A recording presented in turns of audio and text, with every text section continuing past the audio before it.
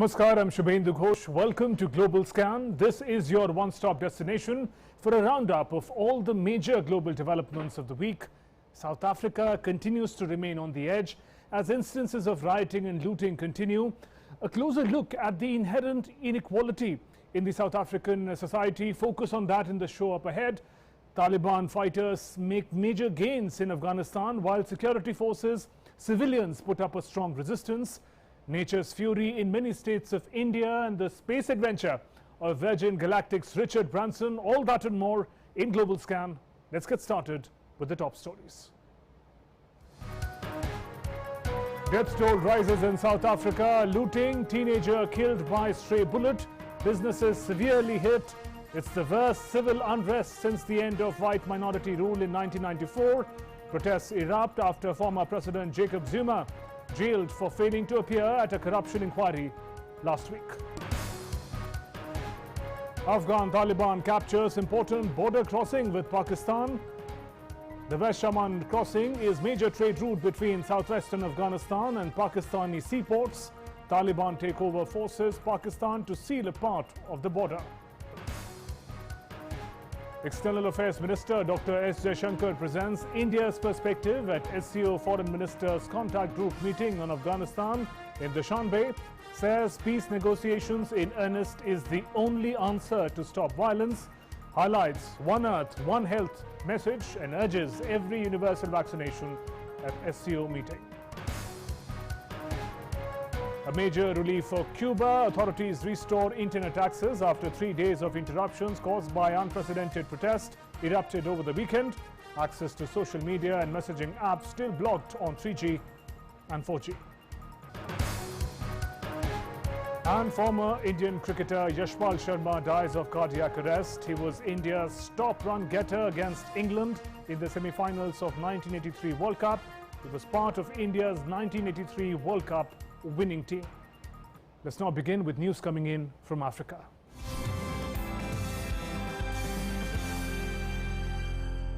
Riots broke out in South Africa with jailing of former President Jacob Zuma last week. This after he failed to appear at a corruption inquiry.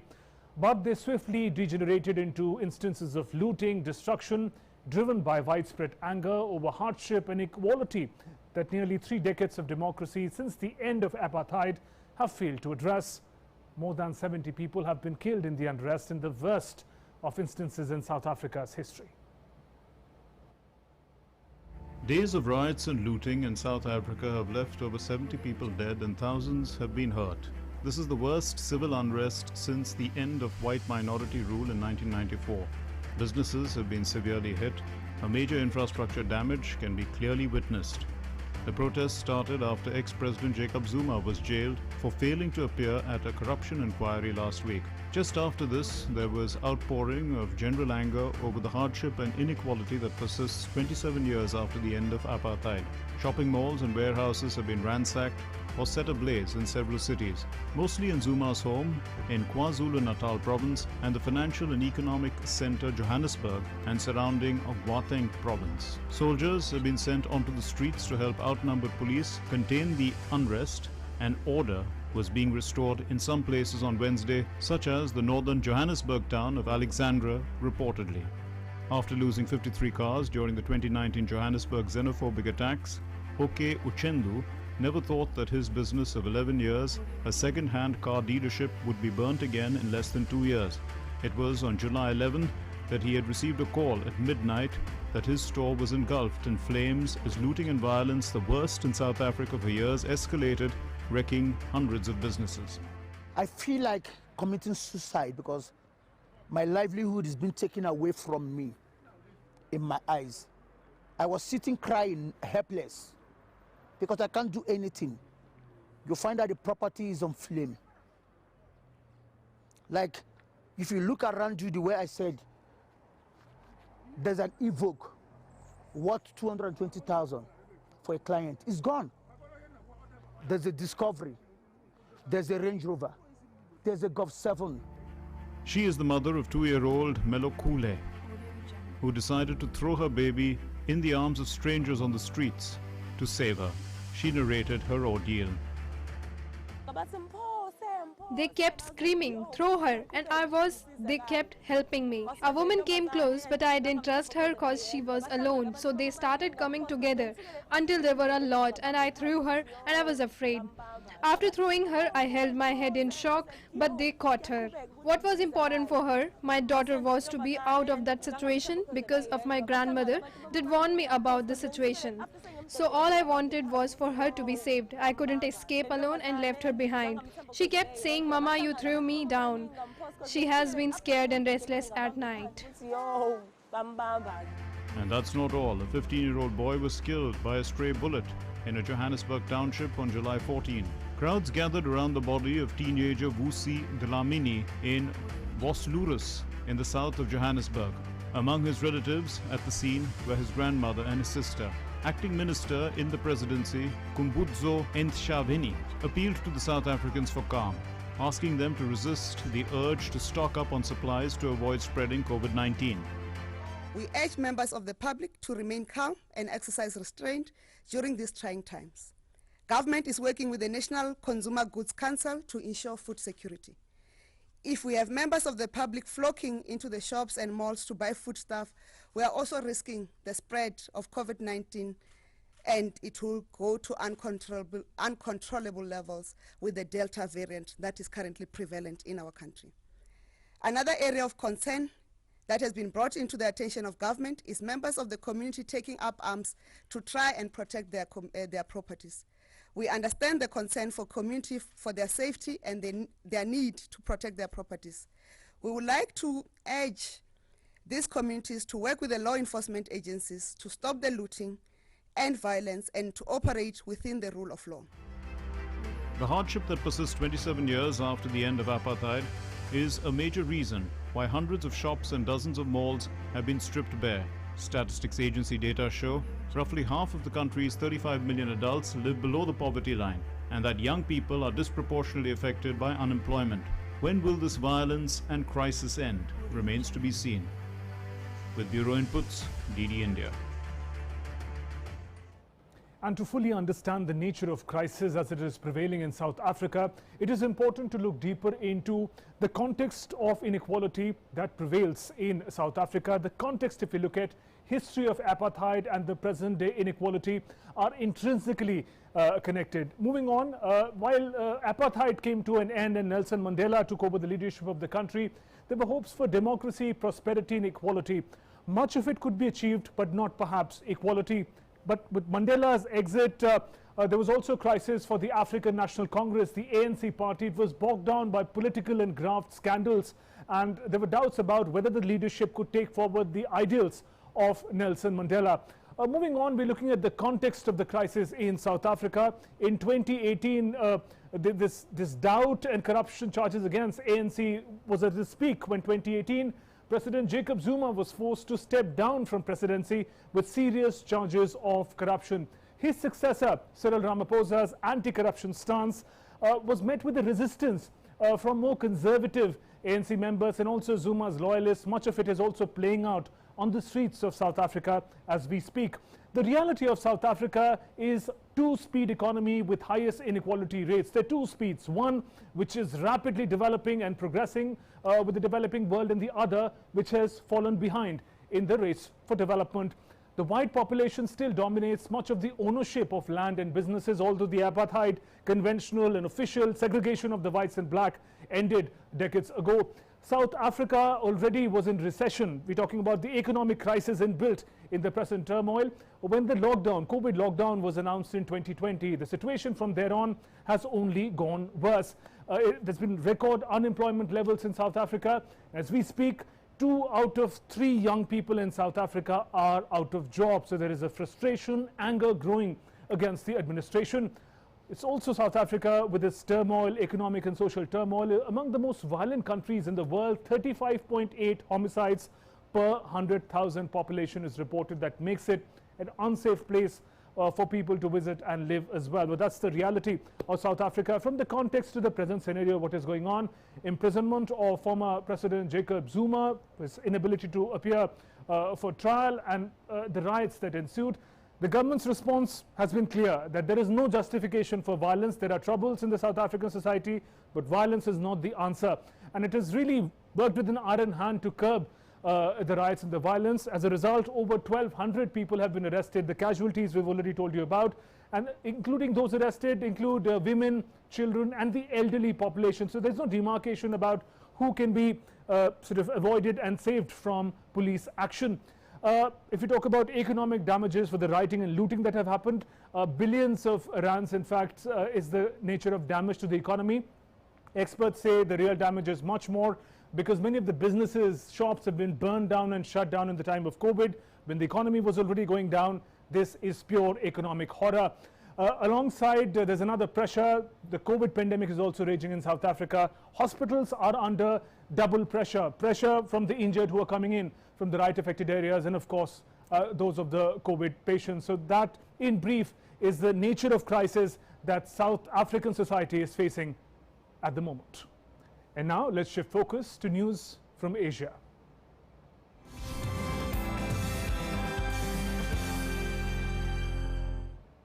Taliban fighters in Afghanistan seized control of a major border crossing with Pakistan on Wednesday. It is one of the most important objectives they have achieved so far during rapid advance across the country as United States forces pulled out. Meanwhile, an Afghan government negotiator on Thursday said Taliban had offered a 3-month ceasefire in exchange for release of some 7,000 insurgent prisoners as the militant group continues sweeping offences across the country. There seems to be no end to the crisis in Afghanistan, but there certainly is a breather. According to a senior Afghan government official, the country's security forces have retaken control of a major southern border crossing with Pakistan that the Taliban briefly captured. On July 14, the Taliban fighters in Afghanistan said they had taken control of one of the main border crossings with Pakistan. A Pakistani official said fighters had taken down the Afghan government flag from atop the Friendship Gate at the border crossing between the Pakistan town of Chamman and the Afghan town of Wesh. The crossing south of Afghanistan's main southern city Kandahar is the landlocked country's second busiest entry point and the main link between the vast southwest and Pakistani ports. Afghanistan government data shows it is used by 900 trucks a day. The Taliban have proposed a 3-month ceasefire in return for the release of about 7,000 insurgent prisoners held in Afghanistan's jails, a government negotiator involved with peace talks said Thursday reportedly. As the Taliban continues its offensive in media propaganda of taking control over a vast majority of Afghanistan, foreign ministers of the Shanghai Cooperation Organization issued a joint statement on the 14th of July in Dushanbe, Tajikistan. The highlights of the joint statement are: Afghanistan needs to emerge as an independent, neutral, unified, peaceful, democratic and prosperous state. Assist Afghanistan people in efforts to rebuild their country and return to peace and national harmony. Reaffirm respect for traditions and culture of all peoples inhabiting Afghanistan. Reaffirm respect for Afghanistan's sovereignty, independence and territorial integrity. Assist Afghanistan in becoming a country free of terrorism, war and drugs. Condemn ongoing violence and terrorist attacks. International terrorist organizations remain key factor of instability. Joint efforts by SCO member states to counter terrorism, separatism and extremism. Urge all parties to refrain from use of force that could destabilize borders with SCO states. Cooperation with Afghanistan government in combating security challenges and threats. Need for Afghanistan government to step up efforts to restore peace, development, confront terrorism and drug-related crime. No alternative to conflict resolution through political dialogue. Inclusive Afghan-led and Afghan-owned peace process. Central coordinating role of UN for stabilization and development.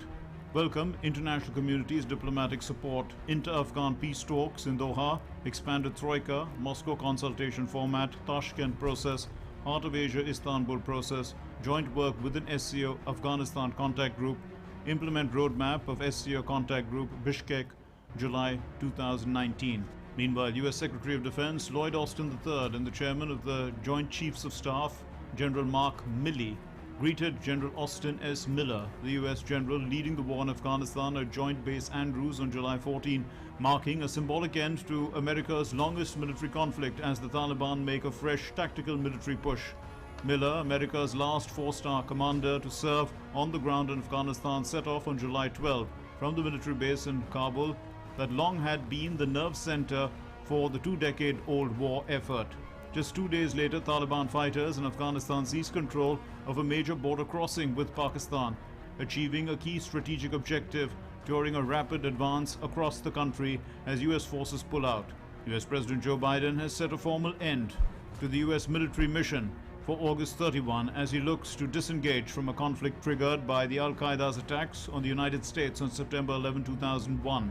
About 2,400 US service members have been killed in Afghanistan and many thousands have been wounded.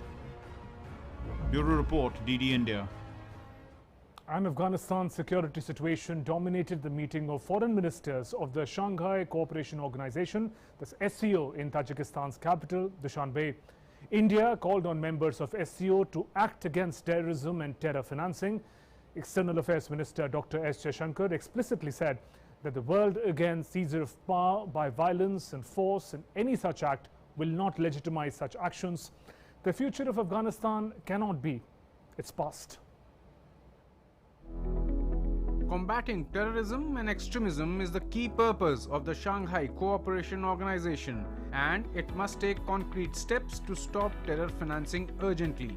This was the clear message from India to the SCO member states, even as the group huddled to find a way out of the deteriorating security situation in Afghanistan. During the SCO Foreign Ministers Contact Group meeting on Afghanistan at Dushanbe, External Affairs Minister Dr. S. JAISHANKAR presented the Indian view on the future of Afghanistan. He later tweeted the salient points of his address.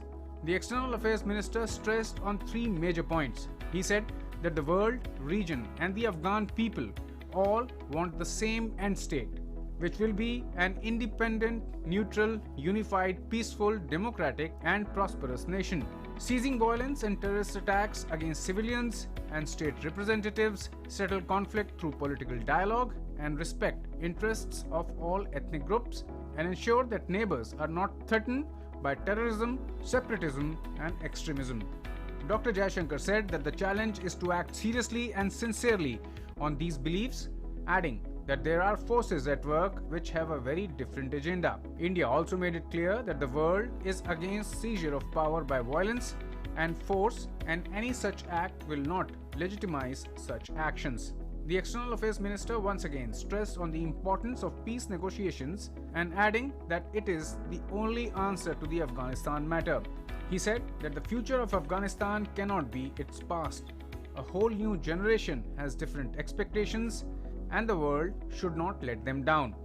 India has made it clear on more than one occasion that it is committed to an independent, sovereign, united and democratic Afghanistan. The SCO Council of Foreign Ministers has completed 20 years.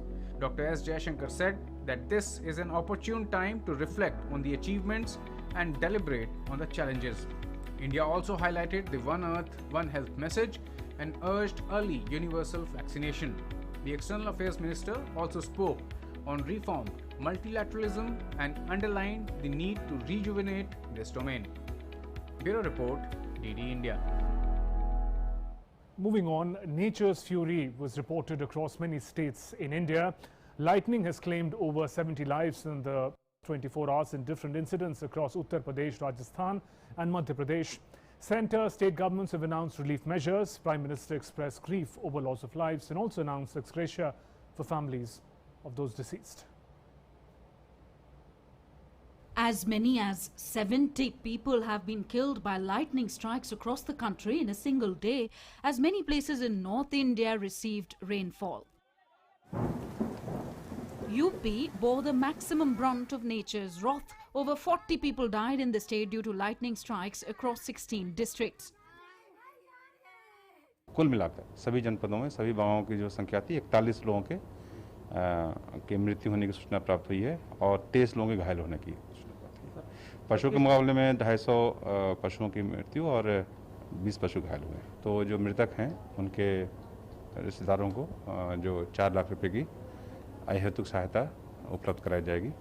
इस समय जो भी आवश्यक औपचारिकताएं हैं वो पूरी की जा रही है और सभी जो प्रभावित परिवारों को तुरंत अहेतुक सहायता उपलब्ध कराने के निर्देश दे दिए गए हैं। Prime Minister Narendra Modi expressed grief over the loss of lives and announced ex gratia of 2 lakh rupees each from the Prime Minister's National Relief Fund for the families of the deceased along with those injured. In Rajasthan, at least 23 people were killed in separate incidents of lightning across 7 districts on Sunday. 11 others were killed after lightning struck them on a hill near the Amer fort. Rajasthan Chief Minister Ashok Gehlot called upon meeting of the Disaster Management Department and reviewed the situation. Prime Minister expressed grief to the families of the deceased and announced an ex gratia of 2 lakh rupees each from the PM National Relief Fund to the next of kin of those who lost their lives. Further announcing relief measures, Gehlot also announced an ex gratia of 5 lakh rupees each to the next of kin of those who lost their lives and compensation for the injured. In Madhya Pradesh, 7 people died due to lightning and thunder in 5 districts. Expressing grief on the situation, Prime Minister condoled the lives lost and announced all possible assistance for the affected. An ex gratia of 2 lakh rupees would also be given to the next of the kin of the deceased. Among the deaths due to exposure to natural calamities, lightning strikes has claimed the most number of lives across the nation. Awareness and precautions are the only tools which can strengthen the fight against this menace. Bureau Report, DD India. In a first-of-its-kind initiative, an MOU was signed between ICCR and Delhi University to establish Bangabandhu Chair at University of Delhi. The step aims at reinforcing exchanges in the field of art, academics, culture, and will be occupied by a foreign visiting professor or subject expert. Speaking at the event, High Commissioner of Bangladesh said establishing more Bangabandhu chairs at academic centers of excellence in different parts of the world is in progress.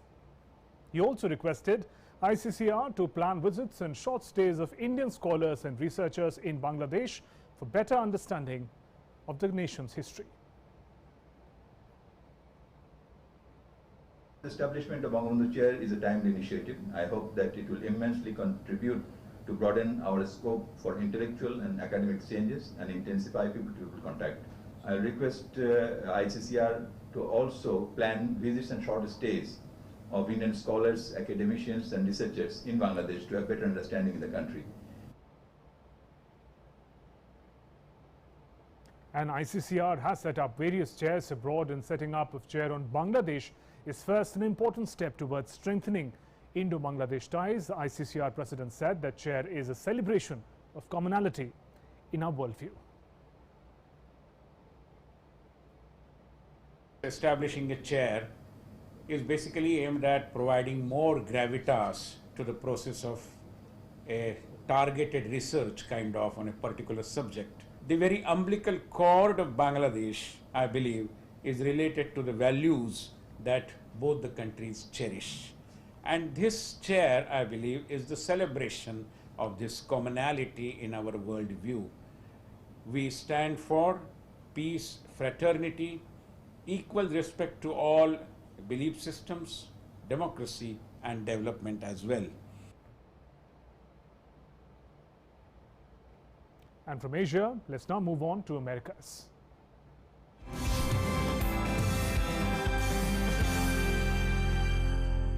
And let's first talk about Cuba. The street protests in Cuba demanding an end to communist rule are receiving growing international support in the Americas and even in Spain. Here's more. After the scenes of people hitting the streets in protest drew international support, the latest visuals from Cuba display an eerie silence on the roads. Streets are empty and Cuban military presence and arrest of several people displays the strong action that has followed the protest. People in other parts of the world continue to support the anti-government protests. In Madrid, dozens have taken to the streets in support of Cuba anti-government protests. In United States, Florida witnessed a show of strength in favor of the protesters with chants of freedom for Cuba. Argentina is an exception. Cuban expats there gathered outside the Cuban embassy in Buenos Aires to support the Cuban government. Earlier, Cuba's president blamed the country's unrest on the US, accusing it of economic asphyxiation. United States has denied the charges. The protests in Cuba, as you all know, have largely stopped because of the regime's violent crackdown and retaliatory measures against Cubans in exercising their fundamental and universal rights. This is unacceptable. Thousands of Cubans took to streets on Monday demanding an end to the communism in the country. Protests erupted against country's economic crisis and handling of the pandemic. Nevertheless, Cuba has announced to temporarily lift restrictions on the amount of food and medicines travelers could bring into the country in an apparent small concession to demands by the protesters. But the situation remains tense and fluid. Bureau Report, DD India. Let's now look at news from Europe.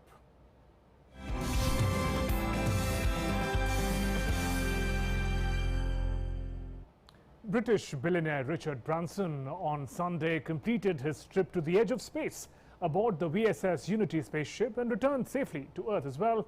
Branson and his team, comprising 5 other members, experienced weightlessness and saw a beautiful view of the Earth as they reached some 85 kilometers beyond the boundary of space.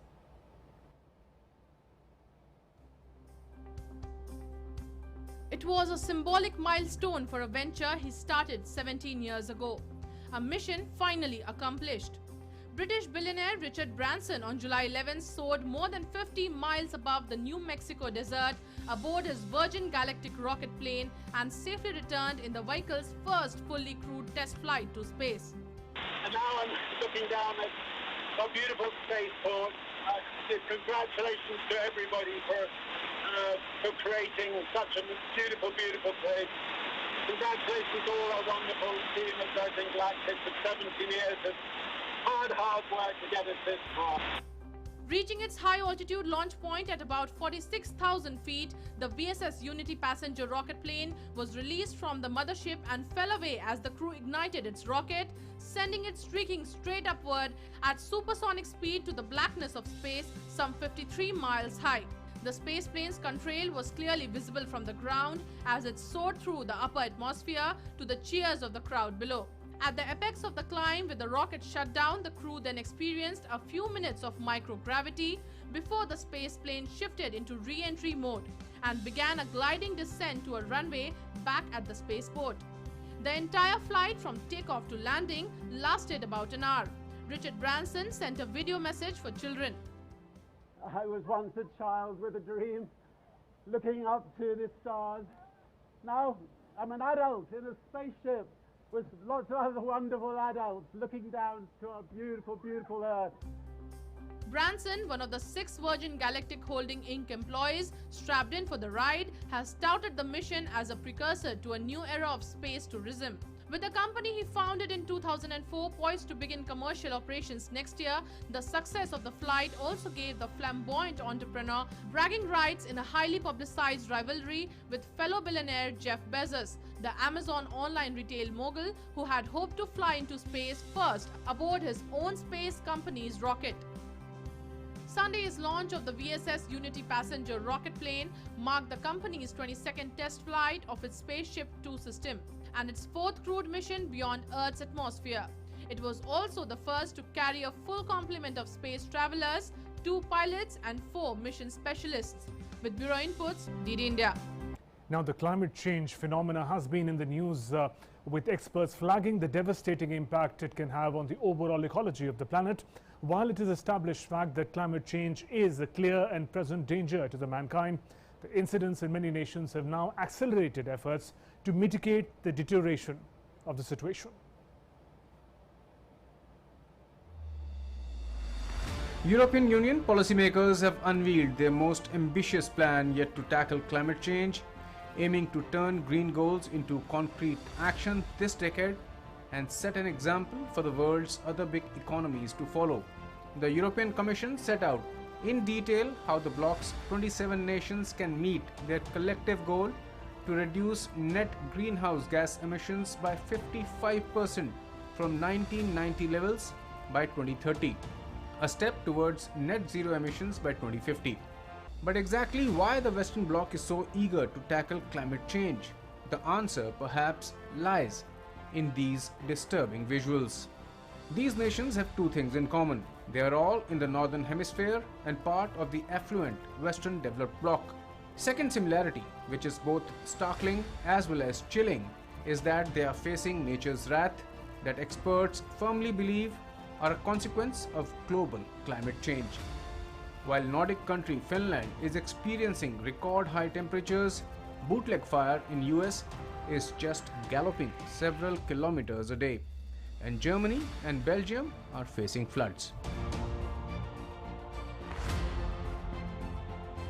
These scenes from Finland seem to match the postcard pictures from the more temperate parts of the world. People diving in waters to cool off as the nation registers record warm temperatures and the midnight sun. Finns seem to be enjoying the midnight swim. The night temperature in Finland is 24.2 degrees and it is a record in this part of the world. This June was Finland's warmest in recorded history. Heat is making news in other parts of the world too. In Oregon, United States, a swiftly spreading wildfire raged through the drought-parched timber and brush in south-central Oregon for a 9th day, as nearly 2,000 homes are threatened and hundreds of residents displaced. The bootleg fire, which has burned through more than 220,000 acres of forest, has burned 21 homes and 54 other structures, and there is no sign of it stopping. While Finland is coping with a record heat wave, some other European nations, including Germany, are facing the wrath of floods. In Germany, 6 people have died after 6 houses collapsed following heavy rains and floods. Floods have also disrupted rail, road and river transport services, and the weatherman predicts no immediate relief till Friday. On the other hand, Belgium has also reported 2 deaths due to floods, with houses and cars swept away by rising waters. Public transport has been disrupted, including the high-speed train services to Germany. So climate change is a clear and present danger, not only to the Western Bloc, but to the entire humanity. It is perhaps more devastating than any human conflict and more lethal than arms and ammunition. The immediate need is to reduce greenhouse emissions and save the planet Earth. As they say and have said multiple times, it's the only one we have. Bureau Report, DD India. And moving ahead in Global Scan, let's take a look at the COVID pandemic-related updates from across the world.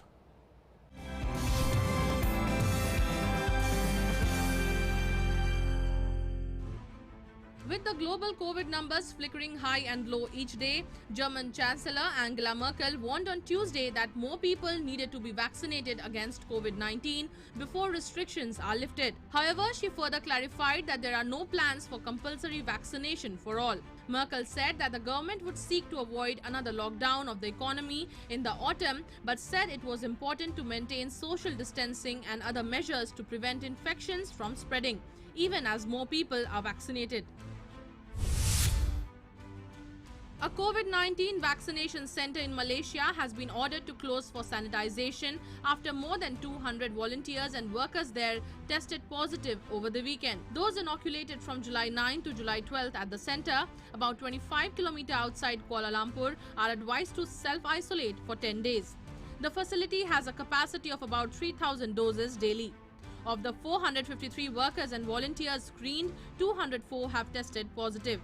The incident comes as Malaysia reported 11,079 new COVID cases on Tuesday, the most number of cases recorded in a single day since the start of the pandemic. Nigeria expects to receive nearly 8 million additional doses of COVID-19 vaccines by the end of August, including from a US government donation. Faisal Suhaib, head of the National Primary Healthcare Development Agency, said that Nigeria exhausted its initial supply of nearly 4 million shots last week and aims to resume vaccinations within weeks when the new doses arrive. Nigeria expects delivery of 3.924 million doses of Oxford AstraZeneca shots via COVAX by the end of July or early August. The White House last month outlined a plan to share 55 million US COVID-19 vaccine doses globally via COVAX. Nigeria expects another 3.577 million doses of Pfizer, BioNTech or Moderna from COVAX in the third quarter. as well as 29.85 million Johnson & Johnson shots purchased via the African Union, though he did not say when these would arrive. In Australia, authorities report a declining trend in new COVID-19 cases in one of the largest cities, Sydney. New South Wales State Premier Gladys Berejiklian said the case numbers would need to drop significantly for the city to get out of lockdown. Earlier in Sydney, the lockdown to tackle the outbreak of Delta variant of COVID-19 was extended till July 30. Spain presented new restrictions aimed at controlling the rapid spread of COVID-19 cases on Wednesday, a day after the country surpassed 4 million coronavirus cases since the pandemic began. Health Minister Carolina Darias said the nationwide 14-day infection rate reached nearly 470 cases per 1 lakh people on Wednesday, up from 437 cases a day earlier. Cases began to surge again in the middle of June after a long decline, propelled by the Delta variant and more socializing among younger groups. The country reported 10 new fatalities on Wednesday. The Spanish northeastern region of Catalonia imposed a night curfew in 158 cities and towns as infections have soared, especially among young people from Thursday. UK has announced on Wednesday that travellers returning to England from the Balearic Islands will have to quarantine at home from next week unless they have had both COVID vaccines. US Treasury Secretary Janet Yellen has expressed concern about the Delta variant and other COVID-19 variants threatening global recovery, and urged her G20 counterparts to speed up vaccine sharing support. Addressing media persons after a G20 finance leaders meeting in Venice in Italy, Yellen said the best way to fight the pandemic is with more equitable vaccine distribution worldwide and more fiscal policy support where feasible. Yellen said she hoped by the next meeting in October, the G20 can set an ambitious target of $100 billion in SDR channeling and agree to establish a new trust fund at the IMF that complements the fund's programs and supports green recoveries. Global Scan Desk, DD India.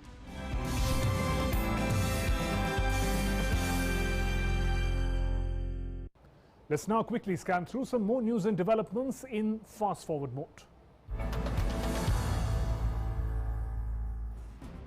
In Lebanon, riot police beat and tear gas protesting families of the Beirut blast victims outside the Lebanese Interior Minister's Beirut residence on Tuesday. The demonstrators held placards of their lost family members and challenged caretaker Interior Minister Mohammed Fahmy for rejecting a legal request to interrogate General Security Chief Major General Abbas Ibrahim. Lithuania's parliament on Tuesday approved the mass detention of migrants and curbed their right of appeal, a move meant to deter high number crossing the border with Belarus, which stirred an outcry among humanitarian groups. The new law bans any release of migrants from detention for 6 months after their arrival, curbs the right of appeal for rejecting asylum seekers, and stipulates that migrants can be deported while their appeals are considered. Elon Musk has defended his handling of Tesla Inc.'s $2.6 billion merger negotiations with SolarCity. Musk said Tesla bought SolarCity Corp to become more than a car company. The Tesla Inc. chief executive made the argument as he wrapped up 2 days of testimony in court defending the roughly $2.1 billion tie-up completed in 2016 at a time both Tesla and SolarCity were financially struggling. Musk has consistently told the court that the Tesla board primarily handled the SolarCity deal and he was not a part of the board committee that negotiated the terms. The European Union policymakers on Wednesday unveiled their most ambitious plan yet to tackle climate change, aiming to turn green goals into concrete action this decade and set an example for the world's other big economies to follow. The European Commission, the EU executive body, set out in painstaking detail how the bloc's 27 countries can meet their collective goal to reduce net greenhouse gas emissions by 55% from 1990 levels by 2030, a step towards net zero emissions by 2050.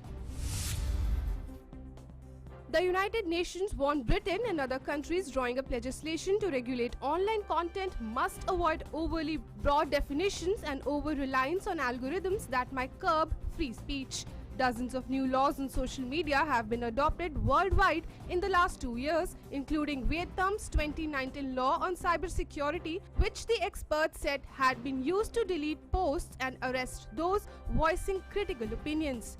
British Prime Minister Boris Johnson pledged on Wednesday to strengthen measures against online racist abuse of soccer players, banning fans from games if they are found guilty of such offences and fining social media for failing to remove it. Bulgaria's parliamentary elections failed to produce a clear winner on Sunday. According to the exit polls, the new anti-elite party, There Is Such a People, is narrowly ahead of the centre-right GERB party of former Premier Boyko Borisov. Bulgaria's second election since April reflects deep divisions in the European Union's poorest member state over the legacy of Borisov's decade-long rule. Many have turned to anti-establishment or anti-graft parties in hope of more resolute action against pervasive corruption, blaming Borisov for turning a blind eye or even supporting powerful oligarchs. But GERB continues to benefit from public support for its efforts to modernize the crumbling infrastructure and road network and to bolster public sector pay. Global Scan Desk, DD India. Time now for all the action from the world of sports.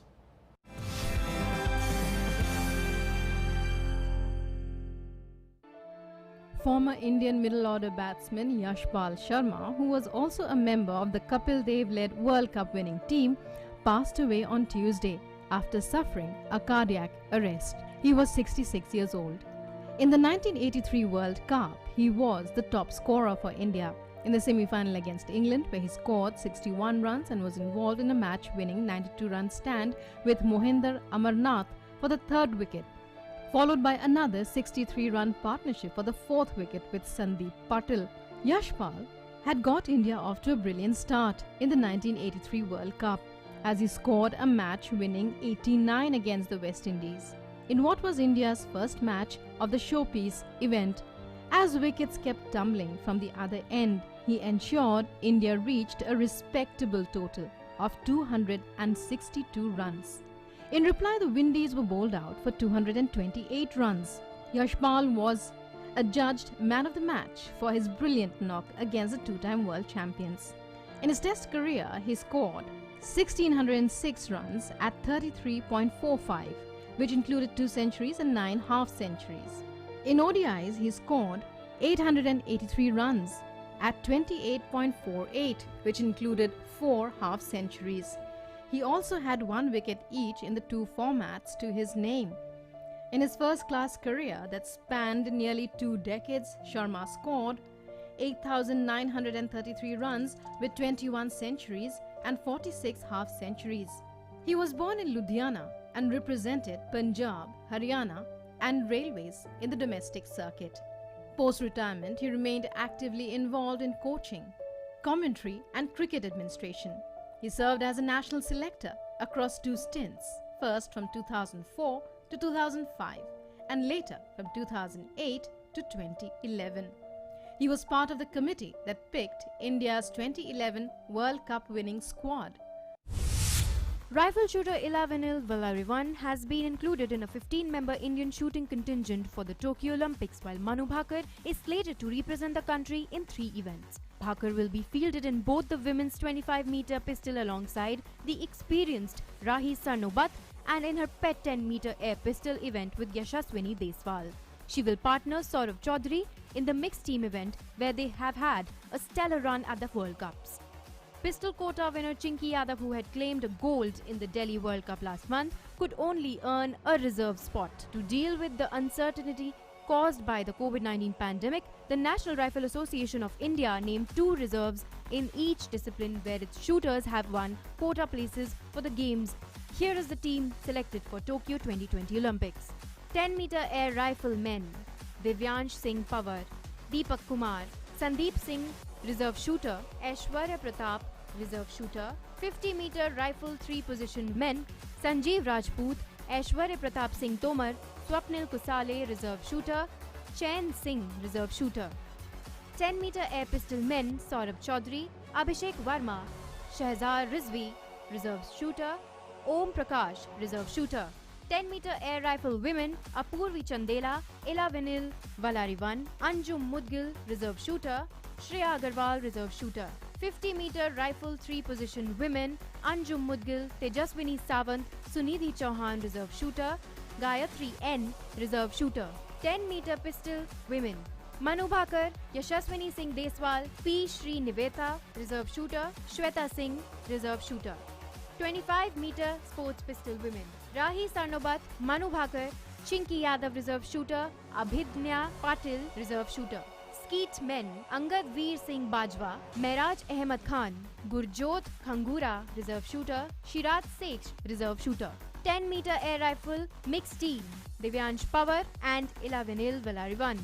Deepak Kumar and Anjum Mudgil. 10-meter air pistol mixed team, Saurabh Chaudhary and Manu Bhakar, Abhishek Verma and Yashaswini Deswal.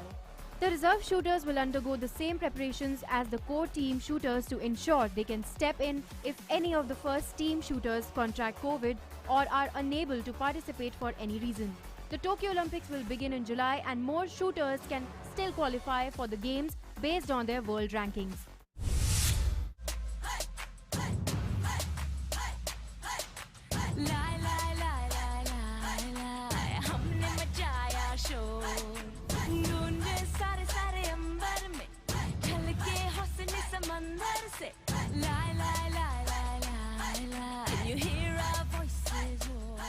The Indian contingent for Tokyo Olympics 2020 is the biggest ever sent by India. 126 athletes will be competing in 18 disciplines. After PM interacted with many players, there is more to encourage and motivate them. Oscar winner and music maestro A.R. Rahman has teamed up with young singer Ananya Birla to create a master song to cheer the Indian athletes as they gun for glory in Tokyo. Hindustani Way will add more punch, excitement and a sense of purpose to the team going to Tokyo. Union Minister for Youth Affairs and Sports Anurag Thakur launched the Cheer for India song of the country's Olympic contingent and urged the public to wholeheartedly rally behind its athletes during the Tokyo Games. मुझे पूर्ण विश्वास हम सब लोग इसको सुनेंगे भी, enjoy भी करेंगे और शेयर भी करेंगे। चीयर फॉर इंडिया, क्योंकि अगर देश के प्रधानमंत्री cheer for India campaign launch करते हैं, अपने कीमती समय में से एक बार नहीं कई बार खिलाड़ियों से बात करते हैं। देश के प्रधानमंत्री अगर खेलों को प्रोत्साहन देने के लिए कई साल पहले टारगेट ओलंपिक पोडियम स्कीम का निर्माण करते हैं, उसको लाते हैं और खिलाड़ियों को हर सुविधा देने का प्रयास करते हैं, आपका ये गाना ना केवल मनोरंजन देगा बल्कि मुझे पूर्ण विश्वास है हमारे खिलाड़ियों का उत्साह भी बढ़ाएगा और खिलाड़ियों का उत्साह बढ़ाएगा, मनोबल बढ़ाएगा, वहीं पर हम सबको मौका देगा चीयर फॉर इंडिया करने के लिए। So let us all come together and cheer for India. Rahman said that the performances of the players and their passion for the game helped them to compose the song. When you're going to something like Olympics, it's an international event, and we have to find a balance to present ourselves in a way where the whole world can see us, and the music needed to be like that. I think Ananya has that voice which could be like spearheading and cheering. At the same time, there is love, compassion, there is a sense of happiness throughout. The uplifting track has been penned down jointly by Ananya Birla, Nirmika Singh and Shishir Samant, and the lyrics are all motivation, hope and confidence. The song seems to be a joint prayer by 130 crore Indians to each and every team member.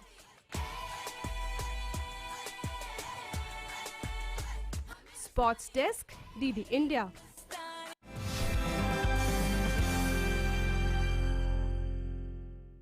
Let's now turn the time machine and let us understand the importance of this week in history.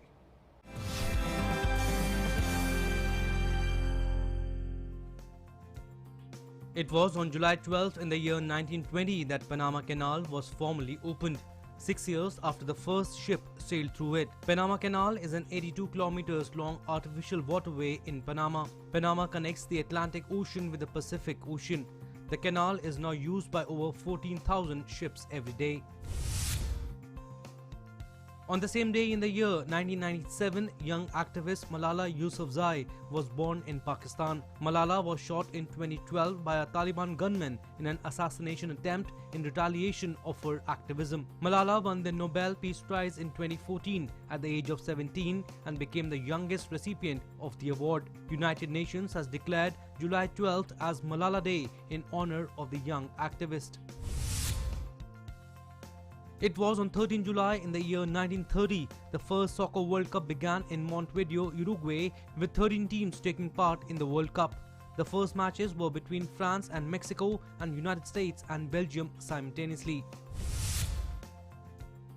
July 14th marked one of the darkest days in the history of France when in 2016 a truck driver plowed into a large crowd watching firework display in Nice to mark Bastille Day holiday. Around 86 people including children were killed while scores of others were injured, making it one of the deadliest terror attacks in France. On July 15th in the year 2006, social media site Twitter was launched. Twitter was created by Jack Dorsey, Noah Glass, Biz Stone and Ivan Williams in March 2006 and was launched in July. An event that shaped the history of space travel. On July 16th in 1969, NASA's Apollo 11 spacecraft took off on its historic mission to land men on the moon with astronauts Neil Armstrong, Buzz Aldrin and Michael Collins aboard. Global Scan Desk, DD India. Stories now from a more intimate world around us. Stories beyond headlines.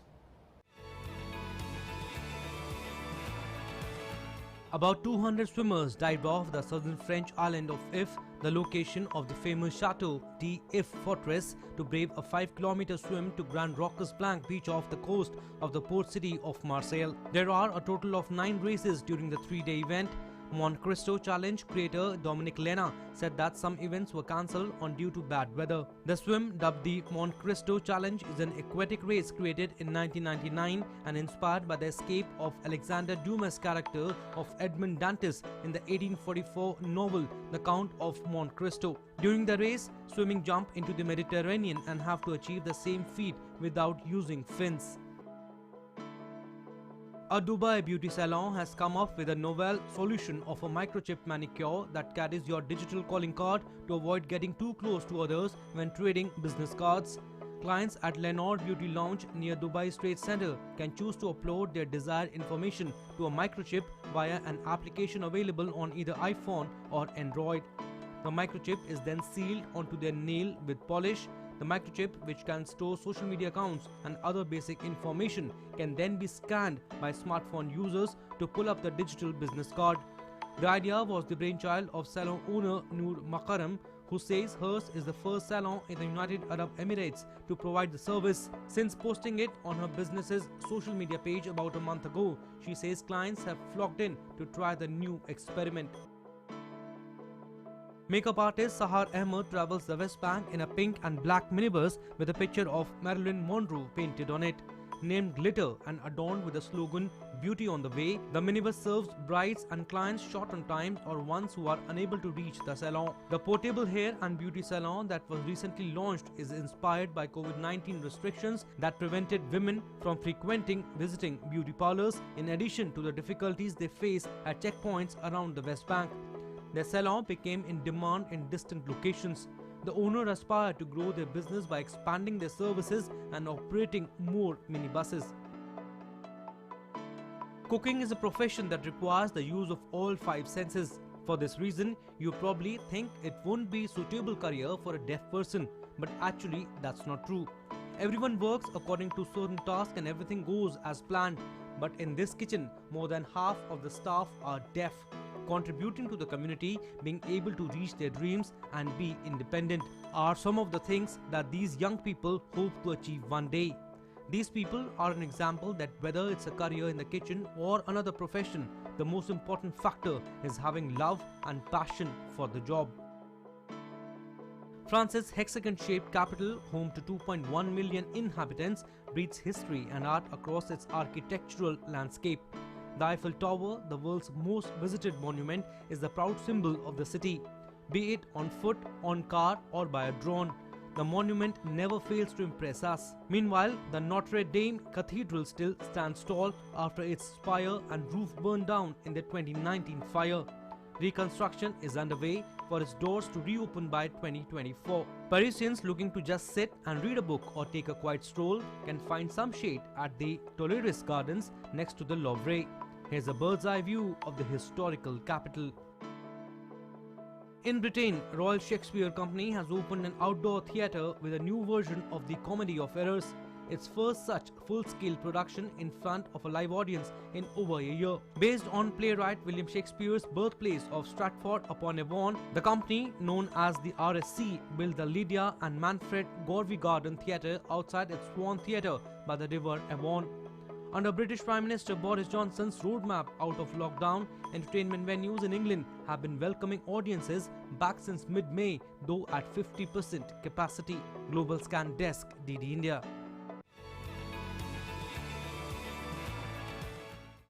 And as we conclude this edition of Global Scan, we leave you with images that stayed in news this week. See you next week. Namaskar.